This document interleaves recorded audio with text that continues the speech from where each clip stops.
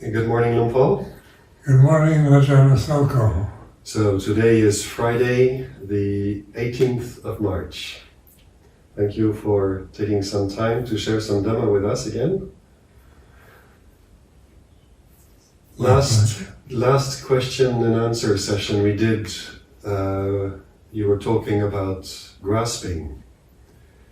And so I was wondering if you had any further reflections to share on grasping, the way we grasp at our experience and create an identity out of that grasping.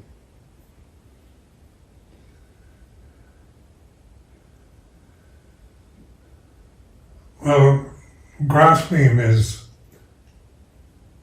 a function of the senses. Say what you see, you concentrate on. If you like it, if you don't like it, you look away or deny its existence. So grasping is just natural to the conditioned realm.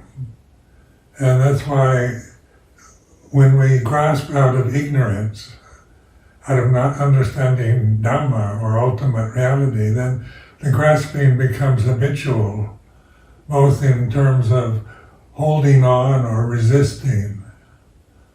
So, because we are creatures of habit, our bodies are a habit form, and what we think and believe and our emotions are habitual patterns that you can trace from the early part of your life to the present. So our refuges in Dhamma are in consciousness, because consciousness isn't a condition. You can't grasp consciousness. Much as scientists and psychologists at this time are trying to define or objectivize consciousness, they can't do it because it's nothing you can grasp. You can't grasp what you really are. But what we grasp is what we're not. And this is out of ignorance, out of avijja, and the Pali term for ignorance, not understanding Dhamma, not understanding the ultimate truth, but in the way we're conditioned to react, to perform, to believe, to think everything that is changeable and mutable, we tend to identify with and grasp. And so the advice of the Buddha in his teaching is to let go. Doesn't mean let go of the grasping tendency. To see the grasping tendency, you have to know what it is. You can't just, out of your intellect decide you're not going to grasp anything. That's impossible, because you don't understand what it means to grasp conditions, because it's so much a part of what we're conditioned to do, from the ego, from the cultural conditioning, religious conditioning, social conditioning. We're asked to believe, to agree, or to reject, to make judgments, value judgments about everything. And that's how we're conditioned to operate, and with these forms, such as, the forms are in space, and the space is in consciousness. So consciousness, you can't get beyond it. You can't try to see your own eyes. There's no way you can see your own eyes in any direct way. You can look at a reflection in a mirror is about the best we can do, but that's not the object of the eyes, is that their function is seeing. And consciousness, you can't find it as an object, even though you know at this moment you're conscious. So by letting go of conditions, phenomena that we bind ourselves to, limit ourselves with, that we resist or indulge in, by seeing the suffering we create through this these habitual patterns that we're addicted to, we have the insight, we begin to realize that we're not these conditions. That lying behind all conditions is the unconditioned, or the unborn, uncreated, unformed. And so the Buddha said in a sutta I like to quote from the Nibbana Sutta is, there is the unborn, uncreated, unformed, unconditioned. Now you can't imagine that. Try to imagine anything that's unborn, unformed, uncreated, unconditioned. All you can do is maybe create a word for it, like unborn, a negation of born, created, formed, and conditioned. But with mindfulness, you begin to see that when you try to figure out, try to imagine the unborn, the thinking mind can't do it. It's beyond its ability to create an image, because there's no image to it. It has no image, it has no quality other than the conscious knowing that this moment is like this. So I used years ago, I used to contemplate and try to imagine the unborn, uncreated, unformed, unconditioned.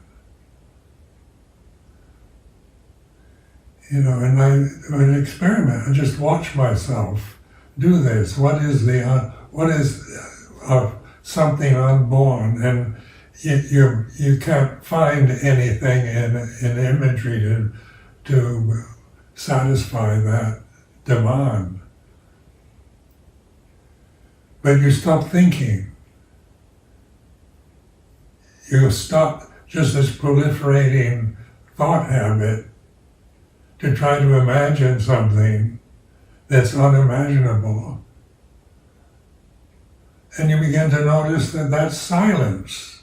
Behind the forms, the conditions, is silence. And that's consciously, no silence is like this. If you want to call it silence or emptiness or these words, you can call it the unborn, uncreated, unformed, unconditioned, because when you give up trying to define and describe and give qualities to that which is beyond quality, that which has no quality other than pure presence here and now. So you're always in the present moment. When you really reflect on time is about forms. Like your body is a time-bound condition. Your thoughts begin and end. What you see, hear, smell, taste, touch, think, all arises and ceases. Where does it arise and cease from? What is it? Where does it go once you stop thinking? When you close your eyes, what happens to vision? Plug up your ears, what happens to sound? But you can blindfold yourself, put earplugs in your ears, close your nose off, tape your mouth shut. You can still think. But if you stop thinking, that's conscious awareness. That's unborn. You don't create it. You can't imagine unborn, uncreated, unformed, unconditioned. So we have these words. The Buddha was very skillful in language, so that he said, there is the unborn, uncreated, unformed, unconditioned. So there is an escape. There is a way out from just being bound to the form, the created, the born, the created, the form, the conditioned. Because that's what bondage is. It's binding ourselves to these limited conditions that we identify. Some are good, some are not good. conditions all have qualities. Condition phenomena is karma. Karma is about cause and effect, about birth and death, beginning and endings. So Buddha's advice is to notice the ending of things. And that takes patient endurance.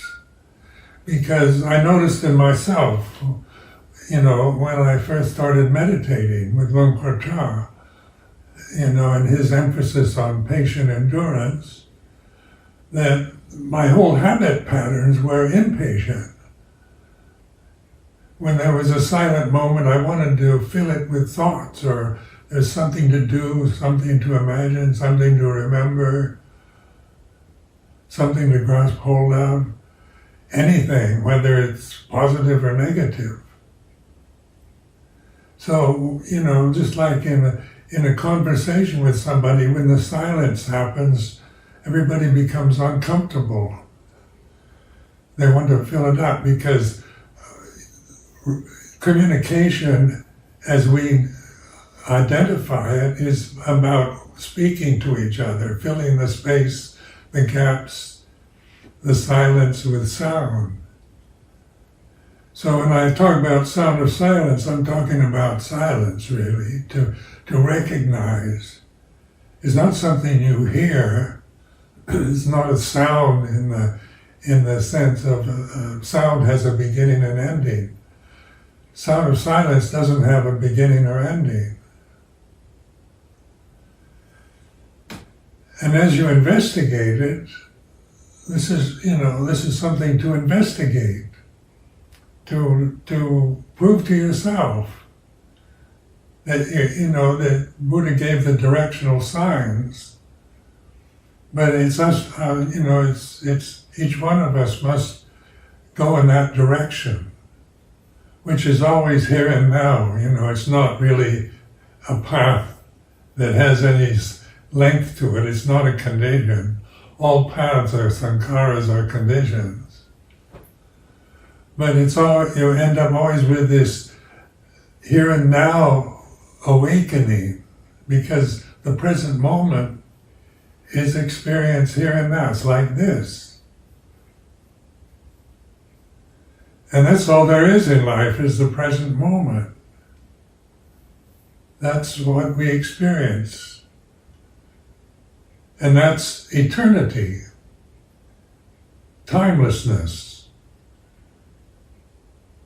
So in modern parlance, eternity tends to be time that has no beginning and ending. But that doesn't make any sense, because in terms of insight into reality itself, silence doesn't begin and end. Consciousness doesn't begin and end, isn't born and die. But forms come and go, just in a daily experience, like thoughts drift through consciousness, they manifest and cease in consciousness. What we see manifests in consciousness and ceases in consciousness.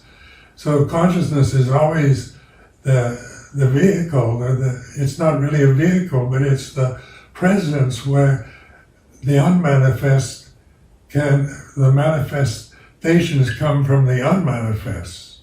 Now try to imagine that, put that into words that make sense, because the unmanifest you can't imagine, you can't define. But when we talk about unmanifest, unborn, uncreated, unformed, unconditioned, as the reality of here and now, when you stop thinking, when there's that gap between the words, you suddenly awaken to the reality of consciousness is like this. But it gets ignored when we're trying to figure out what consciousness is, when we're trying to figure out what letting go is, what non-grasping is. So I remember, having insight into letting go of conditions. So then I attached to the concept of letting go. And what I found out of it I was doing, it worked for a while very well. It kind of cleared out a lot of habitual patterns and thoughts and feelings that I, had held on to most of my life. But then the attachment to the words letting go, you have to let go of. So and letting go isn't getting rid of things.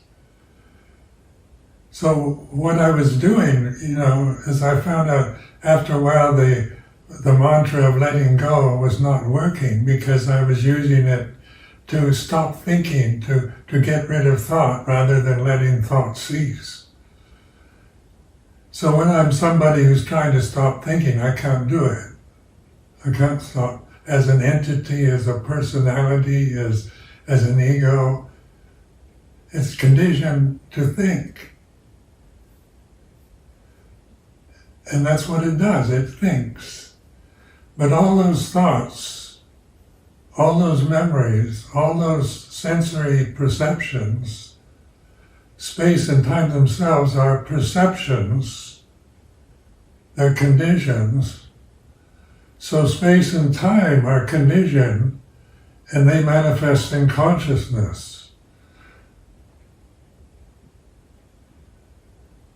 So this is quite amazing when you have this insight for yourself.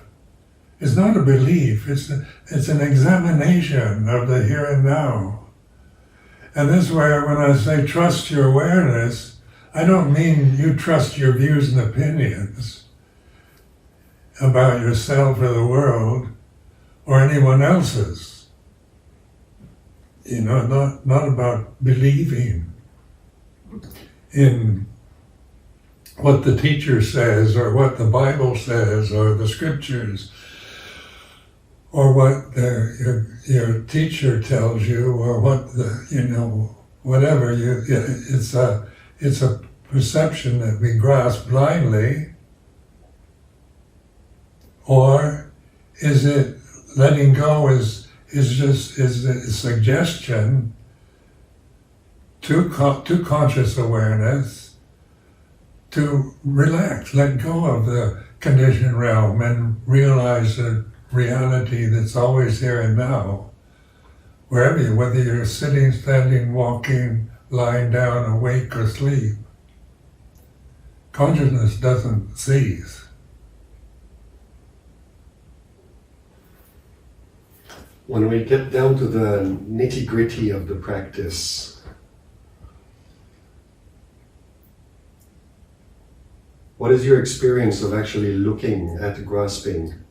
You had that image the other day of grasping as a clenching your fist hard and feeling what that feels like, and then opening the fist, opening the hand, and feeling what letting go is like.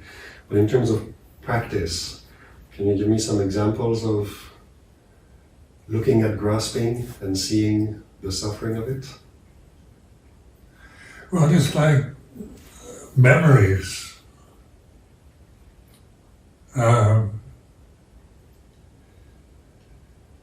In my early years at Wat Pah Po and with Luang Por Chah, I had a lot of time to be alone in my kuti, and a lot of unpleasant memories arose. And so then I had the insight into letting go, but I tended to want to suppress the memories, just saying they're empty phenomena and they're not self. So you can apply these teachings to phenomena, but they're still phenomena. Letting go is still words, and that's a phenomenon. So, it's good advice, it's good direction. But what is the reality of letting go is really more like relaxation. like the fist that you release. You relax that, and you don't have to cut off your hand or try to pry your fingers from their grip.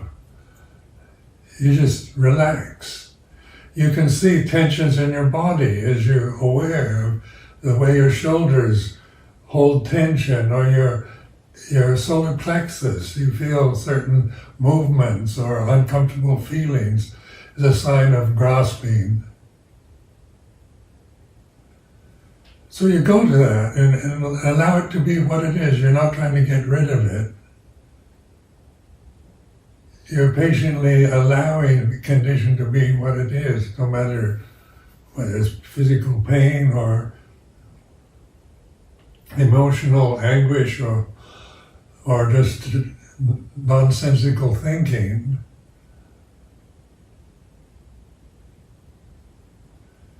And so you begin to give up trying to even meditate, trying to get something, to get rid of something.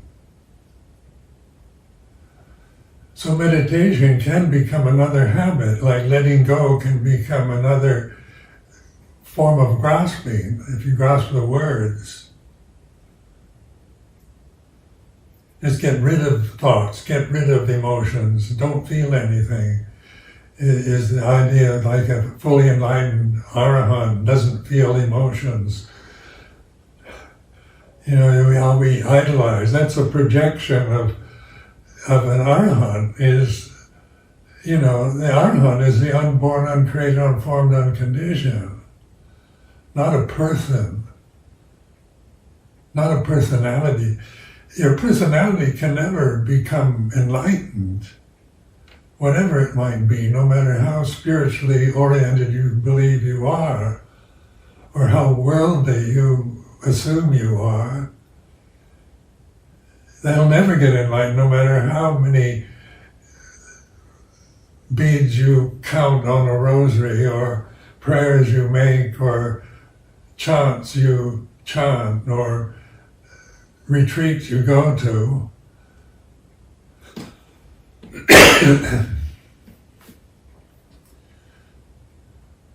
But the teaching is very direct, letting go of conditions. You have to know what grasping is, so grasp conditions, but study it, really tense up. Become obsessed with a thought or a memory. Get really angry and observe anger. Think of all the unfairness, the misery that people have caused you in your life. And just watch it, how it, you have bodily reactions to it, you grasp it, or you try to, reject it or resist it, saying a good monk doesn't get angry. That's rubbish.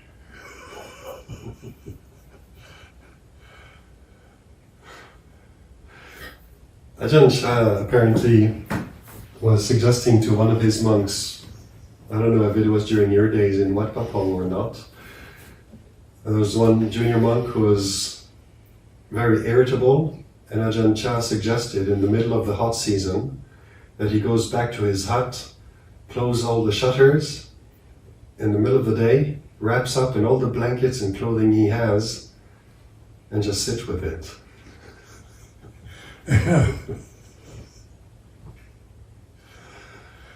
In the hot season in Thailand, that's really miserable state to be.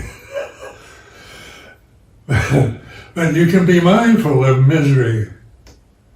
When you're blaming, Thailand for its weather, that's suffering. Or you're blaming Ajahn Chah for giving you bad advice, that's, you're creating an idea of Luang Por Chah and advice that's really uncomfortable and miserable. But if you really investigate misery, it doesn't mean you have to become an ascetic. You have to make your life miserable. But use the way you are, what you have, the things that irritate you, the people that you feel averse to, that you don't like, or like it's like this, not liking somebody is like this, and stay with that, see how long it lasts. And you begin to realize not liking somebody is a thought that arouses an emotion, and you're aware of it, it's like this, it's changing, it has no stability. Unless you grasp it, if it's becoming an obsession, it's because of grasping, not because of the memory or the thought. Because memory thoughts, they're changing, they're sankharas, they're changing conditions. Experiment with yourself. Buddha's giving you the right, the encouragement to investigate life. And that's what attracted me to Buddhism in the first place. Because I was brought up as a Christian, which you were told what's right and what's wrong and what to believe in. And then discovering Buddhism, Buddha Dhamma, it gave me the right to investigate life, to find out what is God? What do you mean by the word God? People say, do you believe in God? Do Buddhists believe in God? Or are Buddhists atheists? I don't know how many times I've been asked that question. Is Buddhism an atheist, humanistic philosophy, not a religion? I've heard that generated towards me. But then what do you mean? It's important to ask yourself, what is God? When you're brought up as a Christian or a Jew or a non-Buddhist country where they believe in God or gods, Buddha gave you the right to this encouragement to investigate. What do you mean by that? It's a word. So, and then, you're told it's, you have pictures, like childlike pictures of an old man with a white beard up in the sky. Is that, that's a very strong image of God in iconry. Or God is a father, a judge that makes judgments about you. Is that God? Who makes judgments about you? And you begin to observe it's your thoughts that make judgments about you. You're the judge of yourself. Your personality is judging you. God doesn't judge. Dhamma doesn't make judgments. But we learn precepts and moral precepts and what's right and what's wrong and good and bad and true and false. So these are judgmental terms. So, when the Vatican says that same-sex marriages are a sin because God said so, what is that? That's a belief, isn't it? That's a belief in God that makes judgments. But when you really investigate reality for yourself, you're not denying God, but you're beginning to realize the perfection of God, or Dhamma. In Buddhist terms, we use the word Dhamma. It's non-personal, it's not an old man up in the sky. So this kind of, this is one of the great gifts of being born in this human form, is we have this investigatory ability to challenge life, to not just take what's offered blindly. Well, that requires a willingness to make mistakes, which seems to be an obstacle for many people. Yeah, mistakes are sankharas too.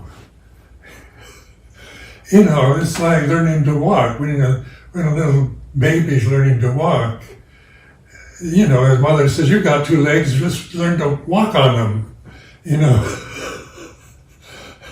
It does have 2 legs, but it hasn't the muscles or the strength or the know-how or developed the habit of walking yet.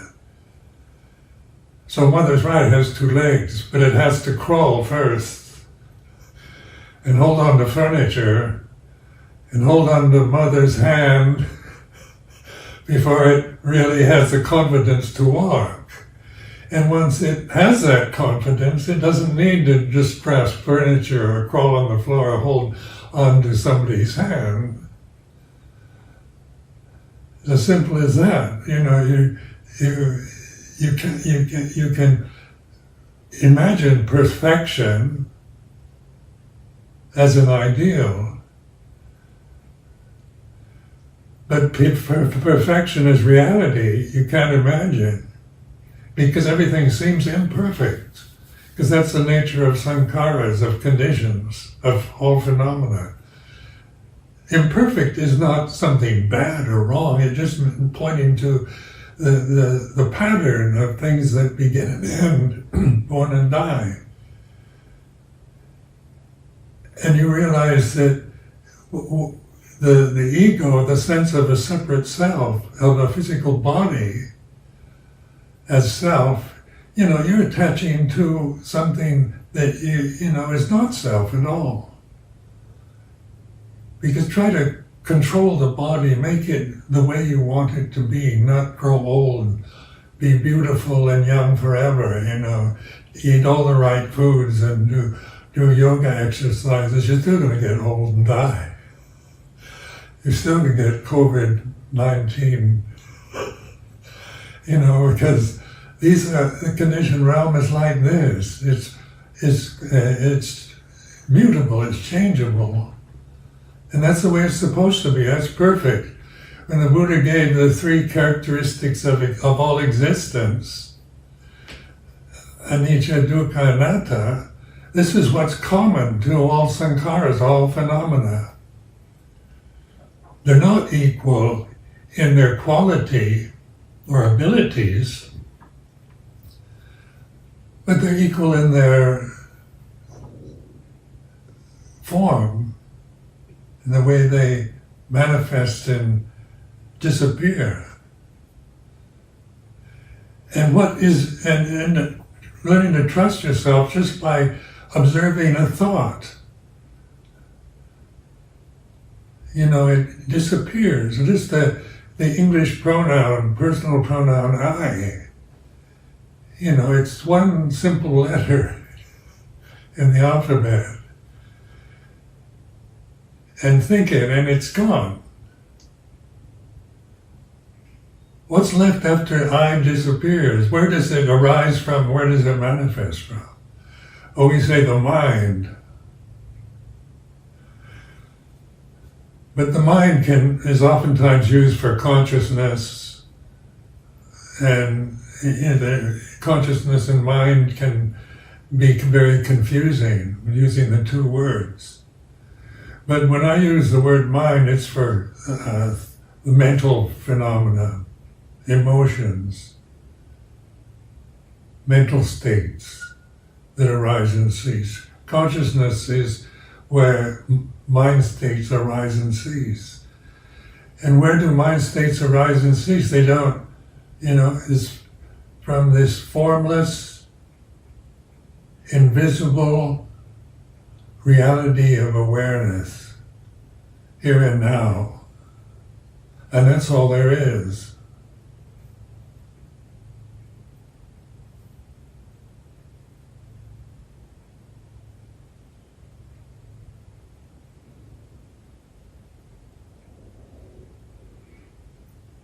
So perfection, when we talk about, in Buddhist terminologies, we talk about Dhamma. When we take refuge in Dhamma, one of the main Theravadan ceremonies is, I take refuge in the Dhamma. What are you taking refuge in? Some kind of ideal of something called Dhamma that is something so remote that you don't know what you're taking refuge in, or you're taking refuge in Buddha, you're taking refuge in a memory of a dead sage. You know, is it, or is it's just a habit pattern of chanting Pali and Theravada Buddhism? Is it just habit pattern, cultural conditioning, religious conditioning, or is it much more profound than that? And this takes the investigating ability to realize what Buddha Dhamma Sangha really is. It's not, you know, they're words, they're phenomena like any other word. So you let go of that too. But they're skillful means to remember, to recall here and now. As we get carried away with our thoughts, with our emotions, with our sense of duty, responsibility, our position in the society, our relationships, our family, everything kind of manifests in consciousness. And that's why we become stressed, because, in modern life, with all its modern conveniences, where we don't have to plant rice out in a rice paddy, where we can buy the best kind of rice in a market, where we can store up food, where we can have central heating in our kutis, where we have warm clothes to wear, where there is a fairly stable, benevolent government. What is the problem? We have enough to eat, shelter over the head, guaranteed health care here in Britain. It's a wealthy country. What's wrong? And then we think, well, I've got all these responsibilities. I've got children, I've got a wife, I'm out of work, I've got to get employment, I've got to get something I don't have, I've got to get rid of my bad thoughts, my anger is psychologically limiting me. We go to psychologists, psychotherapists to find out who we are or what we should get rid of and try to become somebody better. There's always this chance that I could become better than what I believe I am, and there's also the judgmental self that's always saying you're not as good as you should be. You shouldn't have thought that thought. You shouldn't have said what you said to somebody. You've got to be loyal and faithful. You've got to believe in God. There's so many shoulds and got to believe conditions in modern life. Do you believe in democracy? You hear that on the news all the time.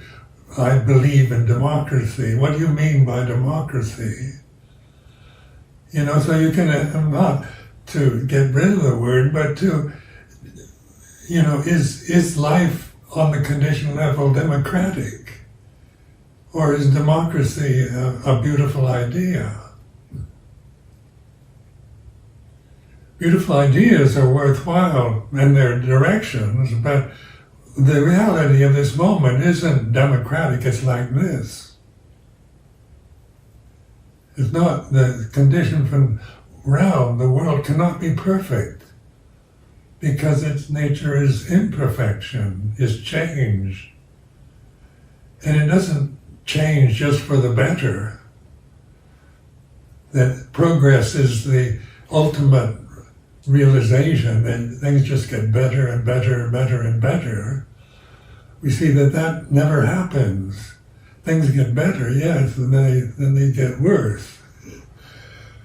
So you have these cycles in economic cycles, social problems, mass immigrations, climate change, you're aging, getting old. All these changes are are imperfections, aren't they? They're the downside of what went up, of inspiration, of the ideal democratic system that never changes. But what doesn't change at this very here and now reality? And this you realize for yourself. And all I can do with these reflections is point to it and keep reminding you.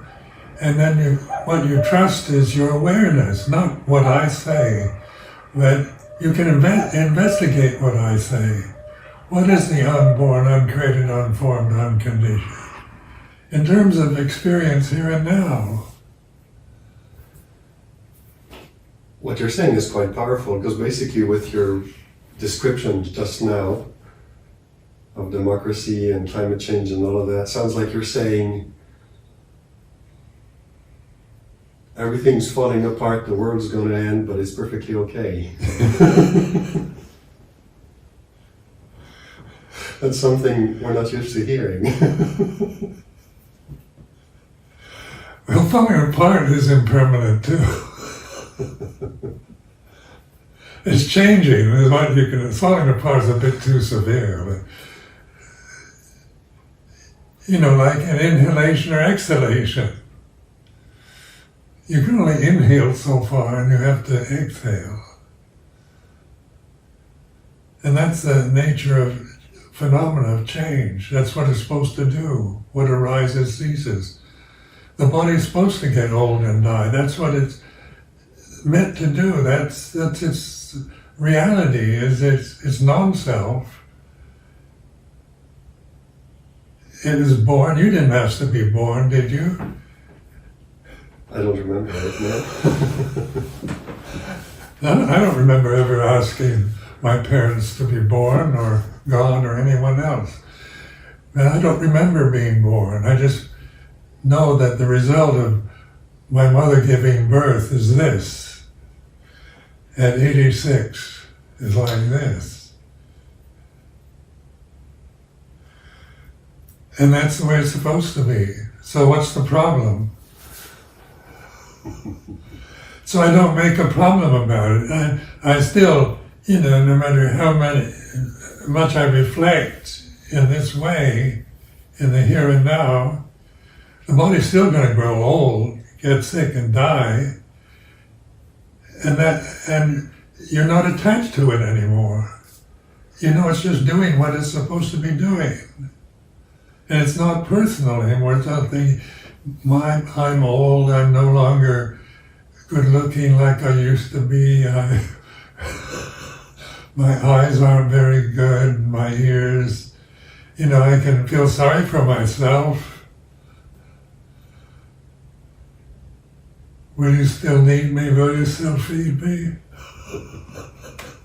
I can worry about, am I needed or will I be fed? I can, in a month, that's the constant reflection. Bindabad is, will you still feed me? So, because we're dependent upon other people feeding us.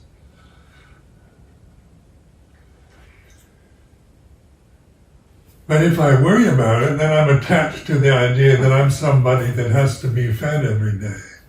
For example, in becoming a bhikkhu, and Ajahn Chah's style of teaching was we only had one meal a day. And I was brought up with a mother who insisted I have 3 square meals a day, otherwise I'd lose my health. So, from babyhood up to the present time, that's the cultural conditioning was about you have to have 3 square meals a day, breakfast, lunch, and dinner, in order to remain healthy. And then suddenly, you're in a situation where you only have 1 meal a day, where you have no choice about the food, you just take what you get. And that would bring up all kinds of anxieties about, the cultural conditioning. My mother's conditioning, my American conditioning was was still operating. But the investigation was to investigate, 1 meal a day, is it enough? Is it plenty, or am I just caught in that kind of obsession around 3 meals a day, because that's how I was conditioned. So I used to experiment in the early years of monastic life, fasting for a week to see how long I could go without food. I tried experiments with just eating 1 meal every other day. I did all kinds of experiments, just eating vegetarian food. And doing everything to explore the eating habit. And then one day, I remember I was becoming obsessed with fasting, and I went to Luang Por Chah and asked for permission to go on a fast for a week. And he said, "Why do you have to fast? Why don't you just eat like the rest of the monks? They come and eat their food 1 meal a day, that's enough." And suddenly something clicked in my mind about, I became obsessed with trying to prove something to myself, how long I could go. It's very egocentric. How long can I last without food? And suddenly I realized that the kind of ideal of the monastic form wasn't ascetics, it wasn't asceticism, but it was just enough. It was, enough to live on, because for the past 55 years I've only had 1 meal a day. And I'm still going strong. So you're learning through experiencing. And to experience, you just can't deny, but you can be aware of denial. You can be aware of indulging, of compulsive behavior. Aware when you feel, you get compulsive about your what you look like, or how clean your apartment is, or whatever. You can become obsessive and compulsive about conditioned realm.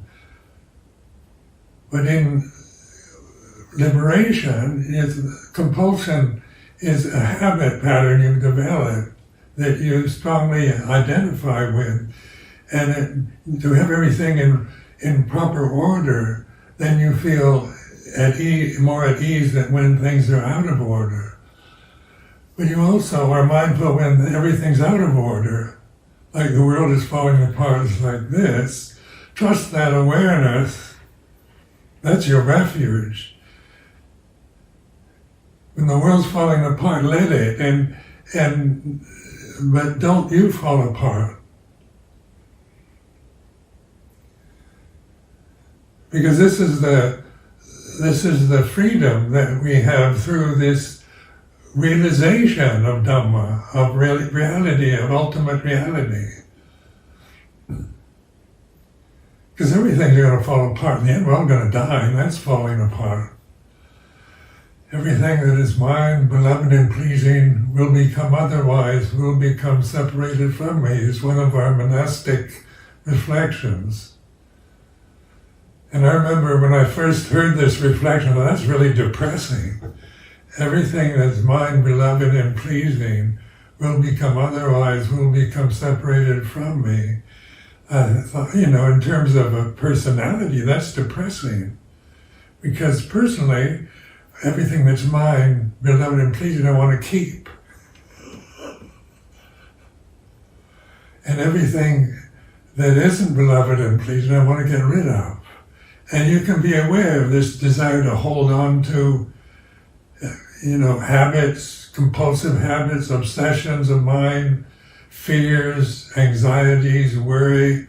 You can see yourself become obsessed. And when you're trying to get rid of it, you're still attached to it, you're still grasping in a negative grasp, pushing away, resisting life rather than opening to it.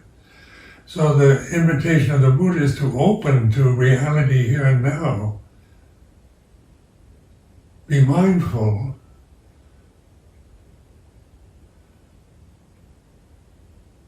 Release your faith. Trust this. Yesuda wanta bamunjan tu satang.